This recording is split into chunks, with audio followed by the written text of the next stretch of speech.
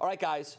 The over-under line for the Guardians this year, 77.5. Too high, too low, just right? I think it's just right. I think they're going to be right around there. I'm hoping they'll be better. I'm going to take the over on it by a little. Wow. But I'm not overly confident. I think they're around the 500 team. The only reason I think it's slightly over is because the division is hideous. But yeah, but you don't play as many games in the division as you used to. They don't. That's true. That's true. It really doesn't matter, actually. But I think they're just over. They don't have the Terry Francona boost anymore. By the way, other quick thing on the Guardians. Corey Kluber announced his retirement today. Yeah. The only two-time Cy Young Award winner in the history of the Indians/Guardians. He had a great career, was unfairly criticized for Game 7 of the World Series in 2016 because he was lights out the rest of the postseason. He was overworked to that point.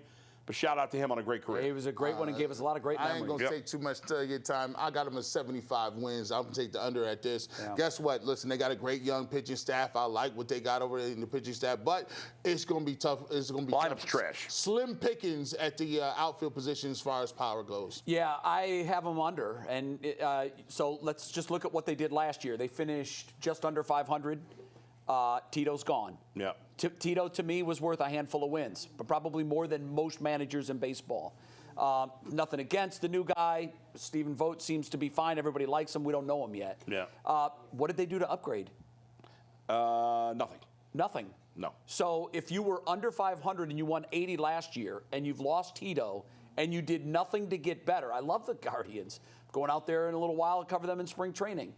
I have them in the under, and I think I would probably, even if it was 75, be under that. I think it's going to be a long year. The only reason I went a little higher, and I got them finishing 81 and 81, dead even 500, wow, okay, is because they did have a lot of injuries last year, especially to their pitching staff. They did.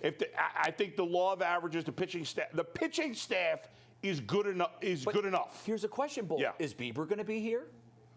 To start the season? Is Clase going to be here? I think at this point they probably both will be to start the season.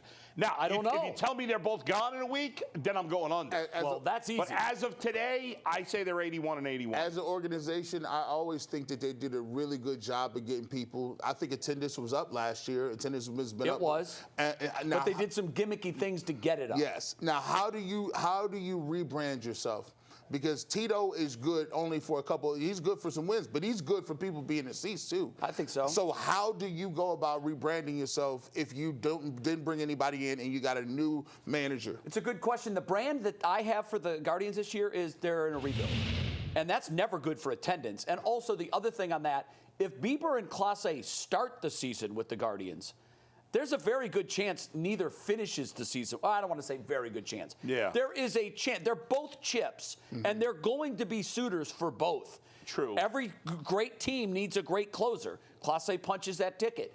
Every great team could use a front-of-the-rotation quality guy like Bieber in a pennant race. So I think they'll be sellers as they were last year at the trade deadline, and that could tank the second half of their season. This is Bieber's last year under contract. It is. So he's going to get traded at the deadline unless they're surprisingly good. Right. Clase they got for a bunch of years, so it's not a guarantee. However, it's the closer is really the one position where their value in the trade market is higher during the season. Because teams know where they are in the bullpen, and if they feel like they're a World Series contender and just missing a closer, they will pay a lot. And like the Mets last year, you could have an injury. That's right. And then you need to go out and get